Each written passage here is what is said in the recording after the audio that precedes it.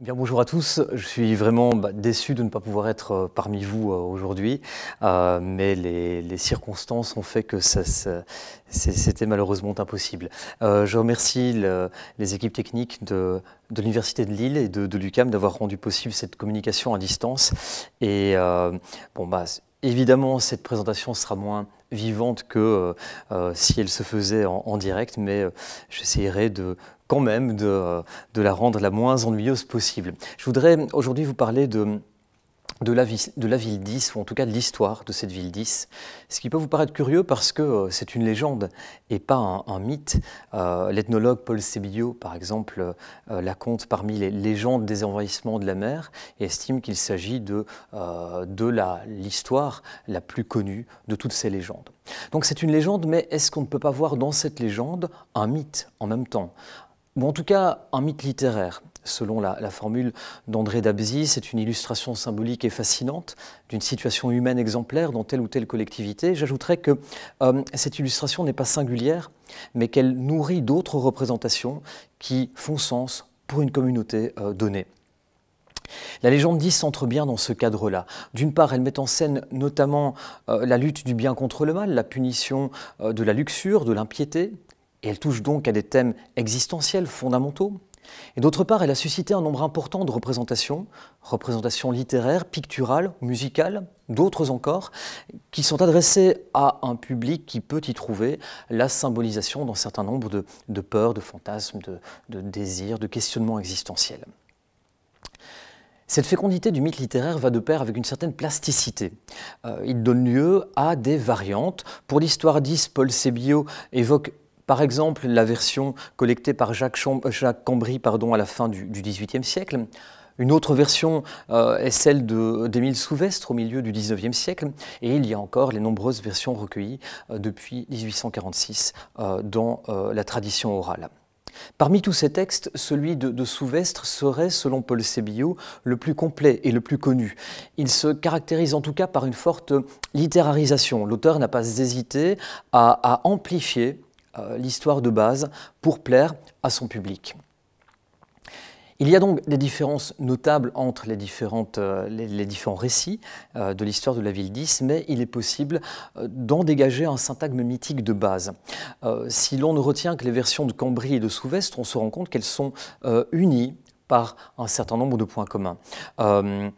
C'est à chaque fois l'histoire d'une ville qui est dirigée par un roi, le roi Gralon ou Gradelon, qui est marquée par le luxe et par la luxure, une luxure qui est spécialement incarnée par la fille du roi, Dahu. Alors, un saint homme, ça peut être Guénolé ou Corentin, un saint homme prédit la disparition de la ville en raison de ses péchés. Gralon s'enfuit à cheval, accompagné de sa fille, mais il doit abandonner sa fille s'il veut être sauvé. Et Dahu est laissé, alors selon des modalités différentes en fonction des versions, et la ville est engloutie. Sur cette trame vont se greffer de nombreuses reprises qui utilisent la légende en exploitant ses potentialités mythiques. Et c'est ce que je voudrais vous montrer à partir de 3 exemples appartenant à des médias différents, un jeu vidéo Is, une bande dessinée, Bran-Ruse, et une hagiographie romancée, Guénolé ou Le silence de l'aune. Je vais commencer par le jeu vidéo Is, qui est en fait le titre général d'un ensemble de jeux vidéo produits par la société japonaise Nihon Falcon Corporation à partir de 1987. Je ne vous montre pas d'image, alors d'abord parce que les circonstances sont ce que vous savez, mais en plus de cela, je vais étudier essentiellement l'histoire, la fiction, et pas la technique du jeu vidéo, ni même la mise à l'écran. Alors dans ce jeu, Is est le nom d'un ancien royaume qui, 7 siècles avant l'aventure mise en scène dans le jeu, se trouvait sur une île, l'île d'Estéria. L'histoire du royaume est relatée dans 6 livres et le héros, le protagoniste joué par le joueur, va devoir se lancer à la recherche de ces 6 livres pour y trouver le moyen de sauver l'île d'Estéria des forces maléfiques qui la ravagent. Alors au cours de sa quête, ce héros apprend qu'autrefois, les habitants d'Is avaient créé une perle une perle noire qui leur avait apporté une grande prospérité, mais des démons étaient apparus et les habitants avaient dû se réfugier dans le temple de Salomon. Ils s'étaient rendus compte qu'il y avait sans doute un lien entre cette perle et l'irruption des démons, et donc ils avaient enfoui la perle sous la terre et avaient fait monter le temple de Salomon dans les cieux, si bien que l'île d'Is était devenue une île flottante dans les airs. L'histoire s'étend sur plusieurs tomes du jeu. L'avant-dernier opus du jeu est sorti en 2016, donc vous voyez que tout cela est beaucoup plus développé, mais je m'en tiens vraiment à l'essentiel. Le rapport entre cette série vidéoludique et la légende bretonne peut sembler ténu. Bien sûr, le jeu conserve le toponyme originel, Is, également le motif de l'île disparue, mais dans le jeu, l'île n'est pas submergée, elle est dans les cieux, et sa disparition n'a pas de rapport direct avec un châtiment divin. Pourtant, on peut voir un lien, et un lien relativement fort entre la légende et le jeu. Sur le plan éthique, la disparition de la ville est la conséquence de son hubris. Dans la légende originelle, le luxe, les plaisirs transgressent les commandements de Dieu. Dans le jeu japonais, c'est le moyen même par lequel la richesse est acquise qui est condamné. Donc d'un côté, le mal réside dans l'usage intempérant des plaisirs, d'autre part, il réside dans leur origine douteuse. Des deux côtés, la punition symbolise une vérité anthropologique qui s'apparente à celle qu'expriment les mythes. Dans la série Is, le récit de la disparition de la cité prend une forme mythique plutôt que légendaire. Pour le jeu, il ne s'agit pas d'embellir des événements tenus pour réels, mais de produire un récit des origines qui explique le devenir d'une terre et d'une communauté. Comme le propose Jérémy Lambert, le mythe est un récit matriciel suscité contextuellement qui formule une interprétation symbolique à une question fondamentale et possède un rôle de cohésion communautaire.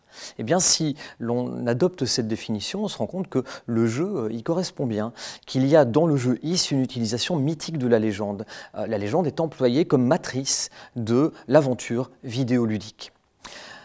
L'origine littéraire du récit mythique est d'ailleurs mise en évidence par l'importance accordée au livre, à l'objet livre, au sein du jeu. Alors, pour aller très vite, je dirais que ce jeu Is appartient à la catégorie des RPG, des jeux de rôle ici en vidéo. Le prototype de ces RPG qui date du milieu des années 70, c'est D&D, qui se situait déjà dans une logique intertextuelle, puisque son modèle, c'est le jeu de rôle Donjons et Dragons, dont on sait qu'il est composé de livres. C'est un jeu de société sans plateau, mais composé de livres. Et puis ce jeu D&D de 1974 réutilise des éléments mythologiques comme les Champs-Élysées ou des éléments mythifiés par la littérature comme le Graal. Donc vous voyez qu'à la racine de ce RPG, le lien à l'intertextualité est fort. Mais la présence du texte dans le jeu est plus remarquable encore dans Is, parce que Is non seulement met en scène le livre, c'est-à-dire la forme paradigmatique de l'objet littéraire à l'époque contemporaine, ce qui n'est pas le cas du parchemin qu'on va trouver dans Zelda 2 par exemple, mais il va plus loin en démultipliant le livre en 6 parties qui jalonnent véritablement la quête du héros. Avec Is, on a donc un jeu qui se démarque par rapport au RPG de son époque, et cette singularisation pourrait marquer la volonté de souligner la référence hypotextuelle et d'épouser, d'une manière peut-être plus radicale que les jeux de son époque, les codes poétiques émergents pour ce genre de jeux vidéo, donc qui intégrerait à leur poétique l'intertextualité assez manifeste. En ce qui concerne le créateur du jeu, et en particulier le scénariste Tomoyoshi Miyazaki, la reprise d'une légende déjà existante lui permet de s'inscrire dans un double paradigme, à la fois culturel, la légende est un produit littéraire, et anthropologique. La légende mythifiée est l'expression d'une signification commune. Alors, il est probable que cette reprise ne soit pas perçue par le public auquel le jeu est destiné en première intention. Donc, c'est un public composé d'abord de Japonais puis d'Américains qui ne connaissent pas forcément les légendes bretonnes.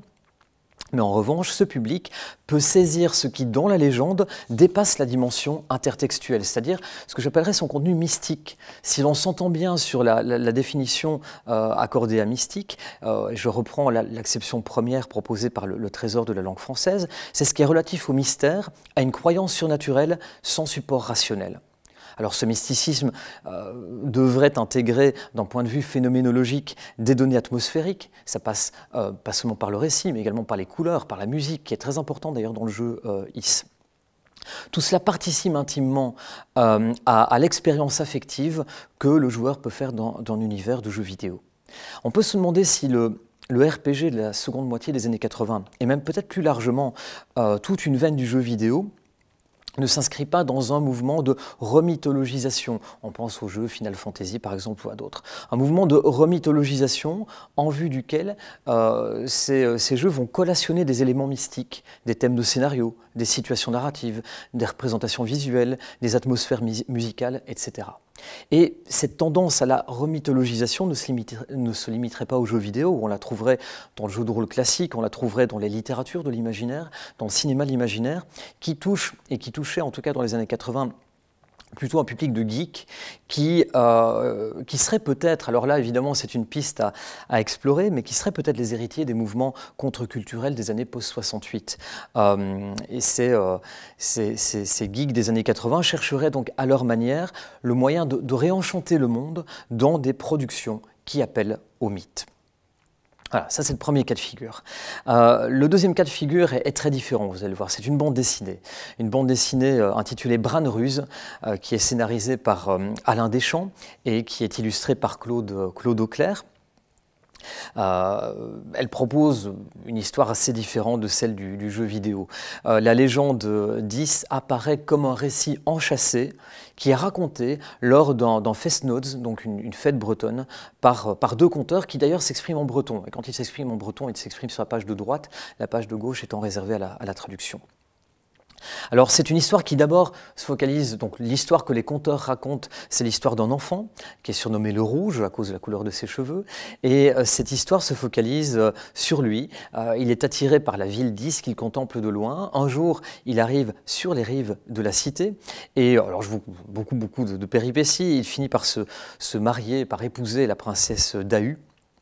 Il devient Bran Ruse, le corbeau rouge, combat les chrétiens aux côtés des anciens peuples d'Armorique. Il va s'opposer au roi Gradelon, le père de la princesse, en combat singulier. Il triomphe de Gradelon et donc prend sa place à Is. Ce combat entre Gradelon et Bran Ruse n'est pas seulement un combat entre deux personnes, c'est deux conceptions du monde qui s'affrontent. D'un côté, il y a Bran Ruse et Dahu qui symbolisent la vieille Armorique, qui est rétive à l'envahisseur breton et chrétien. De l'autre côté, on a Guénolé et Corentin qui incarnent le pouvoir de l'Église et ce pouvoir qui s'étend sur une terre qui, à l'origine, n'était pas la sienne. Alors c'est ce dernier camp qui triomphe finalement. Guénolé fait assassiner les hommes qui gardent les écluses qui protègent la ville d'Is des flots. Il fait ouvrir les vannes et la ville est engloutie. Dahu est assassiné, Bran Ruse est noyé.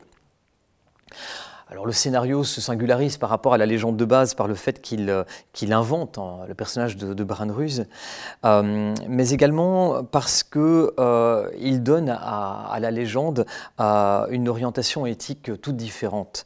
L'engloutissement n'est plus la juste punition de péchés intolérables. L'engloutissement ici, c'est le sort tragique réservé aux combattants du bien. D'ailleurs, Dahu est surnommée la bonne sorcière. Ce sont les partisans de l'identité originelle de la terre d'Armor qui sont ici valorisés, même s'ils sont engloutis. Il y a donc une inversion du sens de la légende, et cette inversion s'inscrit dans un contexte socio-historique particulier, qui est contemporain de la réalisation de l'ouvrage, donc à la fin des années 70. Le récit de premier niveau se déroule à ce moment-là, à la fin des années 70, qui est une période marquée en Bretagne par l'intensification d'un courant identitaire qui se manifeste à la fois sur le terrain culturel et sur le plan politique. Dans le domaine de la culture, la musique va jouer un rôle important avec notamment Glenn Moore, Alan Stivell, puis Gilles Servat ou encore Trian. À la même époque, la gauche radicale s'efforce de renouer avec une culture populaire qu'elle a un peu délaissée. Et ce renouveau culturel, comme l'écrit Tudy Kernaguelen, était propice à être la porte d'entrée, je le cite, d'une mouvance très dynamique de l'après-mai 68, l'extrême gauche, vers une relecture du territoire breton en termes identitaires, vers une prise en compte d'une question bretonne. Et cet investissement de la question bretonne par la gauche radicale va donner lieu à ce que Kernaguelen nomme un transcodage marxiste de la revendication identitaire. Ce transcodage va avoir pour conséquence la mise en exergue, la mise en évidence dans les discours de l'oppression de la Bretagne. L'oppression de la Bretagne sur un triple plan, sur le plan économique et social, sur le plan politique et culturel. Donc économique et social d'un côté, puis politique, puis culturel. On a bien 3 plans. La promotion de l'identité bretonne contre l'oppression qu'elle subit se retrouve dans Bran-Ruse, et cela dès le paratexte. Par exemple, dans les dédicaces de l'ouvrage, il y a notamment une dédicace qui est adressée à Morvan Lebesque. Morvan Lebesque, qui est l'auteur en 70 du pamphlet « Comment peut-on être breton ?» Et cette promotion de l'identité bretonne ne cesse de jalonner l'ouvrage, de sorte que l'ouvrage ressemble correspond à ce que Suzanne Suleiman dit du roman à thèse. Finalement, que veut faire le roman à thèse? Eh bien, démontrer la vérité d'une doctrine politique, philosophique, scientifique ou religieuse. C'est bien cela que fait cette bande dessinée. La première page elle-même commence par un long discours qui met en cause l'historiographie française officielle qui aurait oublié les peuples régionaux. Je cite « À tous ces Français, entre guillemets, privés d'histoire, qui n'apparaissent dans les manuels scolaires que de loin en loin, et sous la forme caricaturale d'une populace anonyme tout juste bonne à hurler avec les loups, nous voudrions rendre cette histoire, leur histoire, échappée en lambeaux à 20 siècles d'intolérance, de répression sanglante et de centralisation à outrance. » Au sein du récit, les récitatifs sont nombreux, démonstratifs, militants. Cette idée va être scandée. Et le mythe est commenté par le récitatif à des fins idéologiques. La légende d'Is est reprise par Auclair et par Deschamps en raison de son appartenance à un territoire dont il s'agit de promouvoir les caractéristiques identitaires. Mais cette légende est également reprise d'une manière plus essentielle parce qu'elle met en scène la disparition d'une ville qui, dans certaines versions de l'histoire, pourrait revenir à la surface. Certaines versions de la légende d'Is laissent entendre qu'elle pourrait être réveillée. Et c'est d'ailleurs pour cette raison que Jean Marcal, dans son texte de 4e de couverture, évoque la dormition, l'endormissement temporaire. Je le cite. Les Bretons attendent depuis longtemps le retour du roi Arthur qui est en dormition dans l'île merveilleuse d'Avalon, mais ils attendent aussi que Dahu, tenant la main de Bran-Ruse, leur ouvre les portes de la nouvelle cité d'Is. En fait, nous attendons tous cette heure, dit encore Jean Marcal. De cette façon, les auteurs installent comme horizon le retour d'un illud tempus, du temps lointain des origines, temps valorisé des origines, ce temps que le récit a pour fonction de commémorer, au sens où l'entend Patrick Garcia, au sens où le récit produit un discours, met en scène, je cite Garcia, met en scène un geste qui utilise le passé pour esquisser devant les hommes du présent leur devenir commun et manifester ce qui les lie ensemble aujourd'hui. Donc le récit commémore, mais il invoque également. Et cette invocation est indiquée par la performance orale des conteurs dans le cadre ritualisé du Festnoz. La légende est ici mythifiée. Elle est utilisée comme un récit des origines, doté d'un sens identitaire et destiné à soutenir l'action politique de la communauté à laquelle ce récit s'adresse. Cette bande dessinée est prépubliée à la fin des années 70, de 78 à 81, dans le mensuel À suivre. Elle sera ensuite éditée en volume chez Casterman dans la collection Romans à suivre en 81. Donc Bran-Ruse, en se situant dans la sphère d'À suivre, appartient à l'avant-garde bédéique de cette époque. Alors, on en retrouve les caractéristiques formelles, c'est une bande dessinée longue, plus de 200 pages. On parlerait aujourd'hui de romans graphiques. Les auteurs ont fait le choix du noir et blanc. Et puis, la présence du discours militant est non pas une constante de cette bande dessinée d'avant-garde, mais ça peut être une caractéristique parmi d'autres.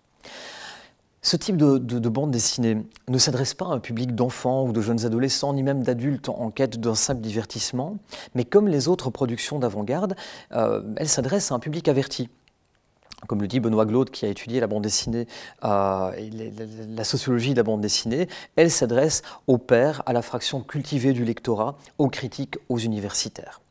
Alors ce public est évidemment très éloigné du peuple rural de Bretagne, mais il peut se révéler intéressé par des questions politiques contemporaines, surtout par des questions marquées par l'idéologie progressiste en vertu de l'équation avant-gardiste formulée par Nathalie Haynick, l'alliance, dit Nathalie Haynick, l'alliance des artistes les plus avancés avec le peuple en ce qu'il a de plus progressiste. Donc vous voyez, là on a des communautés qui se rejoignent alors qu'au point de départ elles pourraient avoir des intérêts différents. Le troisième exemple est encore différent, c'est Guénolé ou Le silence de l'Aulne, un livre de Philippe Le Guillou. Ce n'est pas le premier livre de Philippe Le Guillou qui évoque l'histoire d'Is. Dans le livre des guerriers d'or, en 1995, par exemple, il mêlait déjà l'histoire de la ville d'Is à la quête de son héros, Luingor.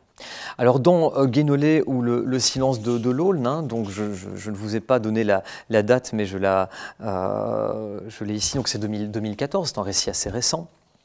Philippe Le Guillou revient aux sources du genre légendaire en proposant une hagiographie de Guénolé.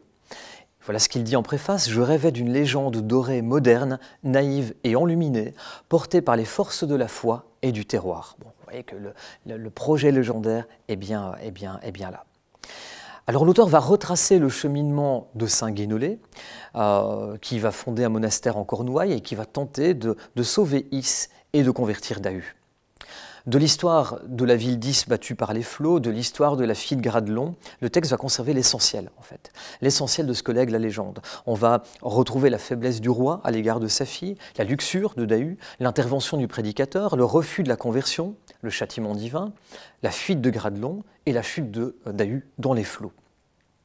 Un certain nombre de détails supplémentaires sont empruntés à la version de Souvestre, mais Philippe Le Guillou va également ajouter des précisions qui sembleraient de prime abord ne céder qu'au goût du romanesque de l'auteur, mais qui en fait font sens si l'on considère l'œuvre dans son ensemble. Donc pas seulement Guénolé, mais l'ensemble de l'œuvre de Philippe Le Guillou.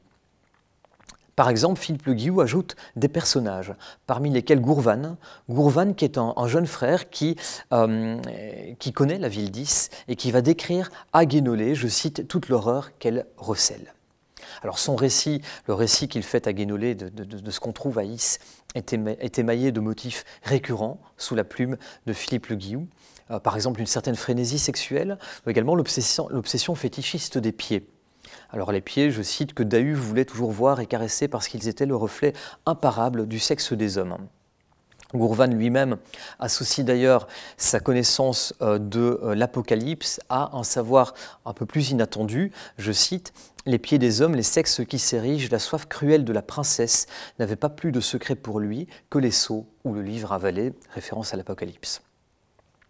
Le pieux homme qu'est Guénolé est forcément un peu troublé par ce type de discours et donc par Gourvan. Il en vient à concevoir un doute: est-ce que Gourvan ne serait pas maléfique? Et ses soupçons se cristallisent sur les pieds du jeune homme. Je cite: « Il croyait même avoir aperçu des ongles crochus et velus dans les sandales du moine. » Vous voyez, Guénolé représente l'opposé de Dahu. Alors que la princesse aime, je cite, les cheveux, les torses, les pieds et les sexes des hommes, les pieds et les sexes surtout, ajoute le texte, eh bien Guénolé, lui, se méfie de ces insignes de la chair et du désir. Ce qui frappe surtout, c'est qu'il ne représente pas seulement l'avers vertueux de la chair corrompue par Dahu. Son opposition farouche à la princesse est proche, en fait, d'une certaine fascination. Je cite: « Guénolé ne pouvait plus prier tant il ressentait l'attrait, la puissance de la souveraine d'Is. » Vous voyez que c'est plus ambigu que ce qu'on pourrait croire de prime abord. Et c'est cette souveraineté de Dahu qui doit être combattue, car, je cite, « il ne pouvait y avoir que deux pôles où se concentrait la double souveraineté dans sa double postulation royale et religieuse. Les deux seuls pôles autorisés, c'est le roi, Gradelon, et l'abbé, Guénolé. » Cette fascination-répulsion à l'égard de Dahu fait écho à l'ensemble du projet d'écriture de l'auteur. Et ce projet d'écriture nous conduit à nous décentrer en fait, de la figure de Guénolé pour interroger un lieu qui est associé à Guénolé. Alors, ce lieu, ce n'est pas l'abbaye de Landévennec qu'on pourrait attendre, puisqu'elle a été fondée par Guénolé, mais c'est une chapelle qui aurait été bâtie par lui, la chapelle de Sainte-Anne-la-Palud. Là, changeons de livre, allons toujours chez Philippe Le Guillou, dans Les Marais du Faou, un livre largement autobiographique qui date de 2003. Dans les Marais du Faou, Philippe Le Guillou relate une expérience d'adolescent. Il participe au Pardon de Sainte-Anne, donc un pèlerinage breton, un pèlerinage qui se déroule à Sainte-Anne-la-Palud. C'est l'été de ses 15 ans et il est frappé durant ce pèlerinage par le visage et le corps d'un garçon qui est présent au même endroit. Alors, je ne vais pas faire l'ensemble de l'analyse que j'ai développée dans un article qui devrait paraître prochainement. Il montre dans Les Marais du Faou que cet événement est véritablement fondateur pour lui. Il détermine même, à mon avis, la ritualisation d'un roman comme les 7 noms du peintre. Mais je voudrais simplement vous en dire un mot ici et vous dire que l'auteur voit dans cette expérience, donc le fait qu'il soit frappé par le corps et le visage d'un autre, l'été de ses 15 ans, il voit dans cette expérience un condensé d'extase et de blessures qui fera basculer son existence, il le dit tout à fait clairement. Dans un autre livre, Ma presqu'île, un livre assez récent également, qui date de 2015, dans Ma presqu'île, qui est un petit livre en fait, dans lequel les textes de Philippe Le Guillou dialoguent avec les peintures de Mathieu Dorval, Philippe Le Guillou parle de nouveau de Sainte-Anne-la-Palud. Il précise d'ailleurs qu'elle se situe dans les parages de la ville d'Is, donc vous voyez, Is n'est jamais très loin. Et Philippe Le Guillou revient discrètement sur cette anecdote dont je viens de vous parler, cette révélation. Je cite. Pour l'heure, les bannières et les oriflammes claquaient au vent. C'était le moment de la grand-messe. Sur la prairie et les dunes, l'évêque officiait. On devait être cette fois le dernier dimanche d'août 74, et soudain le centre de gravité de la célébration s'était déplacé. Il ne résidait plus dans l'oratoire de pierre accolé à la chapelle. Il était près de moi sous les traits d'un garçon de mon âge, inconnu, superbe et tentateur. Superbe et tentateur, on retrouve bien là l'ambiguïté dont je parlais tout à l'heure. Alors, le texte va ensuite mentionner François Mitterrand, qui dégustait rituellement du homard à l'hôtel situé non loin de là. Et puis, après cette digression, le texte évoque de nouveau le garçon parmi les fantômes que l'auteur retrouve lorsqu'il retourne à Sainte-Anne-la-Palud. Quels sont ces fantômes? Je cite, l'ange inconnu, le monarque crépusculaire, l'évêque aux ornements d'or. On retrouve là le pouvoir religieux, l'évêque aux ornements d'or, le pouvoir royal, le monarque crépusculaire, et le troisième pouvoir, la troisième souveraineté que Guénolé refusait, mais par laquelle il était fasciné. Cette troisième souveraineté, l'ange inconnu, cette troisième souveraineté qui ne devrait pas faire concurrence aux deux autres, mais qui ne peut pas ne pas exister, si vous voulez. Cette force d'attraction, Philippe Le Guillou va tenter de l'intégrer par le moyen d'une écriture scandée par des rois, par des prêtres, par des anges phalliques. Et le combat de Guénolé contre Dahu pourra être lu comme le conflit intérieur d'un auteur aux prises avec son propre désir. La légende d'Is, telle qu'elle est utilisée par Philippe Le Guillou, est traitée comme un élément de sa psychométie, terme de la poétique du sujet, qui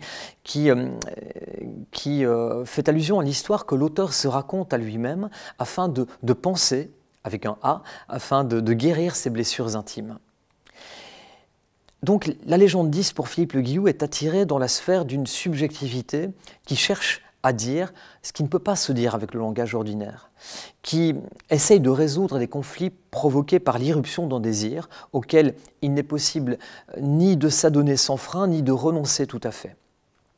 Le récit que cette légende propose symbolise les conflits intérieurs de l'auteur et peut-être même sa crainte de la punition ou de la submersion. L'histoire de l'île engloutie apparaît en palimpseste de la contemplation du garçon de Sainte-Anne-la-Palud, mais plutôt que la légende, c'est cet événement-là, c'est cet événement de la révélation de l'été 74, c'est cette découverte de ce visage et de ce corps qui sont matriciels.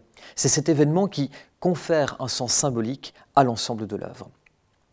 Alors qu'en est-il du partage de cette symbolisation féconde? Eh bien, ce partage va s'opérer grâce au cénacle, au cercle d'initiés, qui ne cesse de revenir chez Philippe Le Guillou. Et on peut se demander d'ailleurs si Guénolé, qui est père abbé et qui est fondateur de communauté, ne permet pas à Philippe Le Guillou de se projeter lui-même en chef de communauté.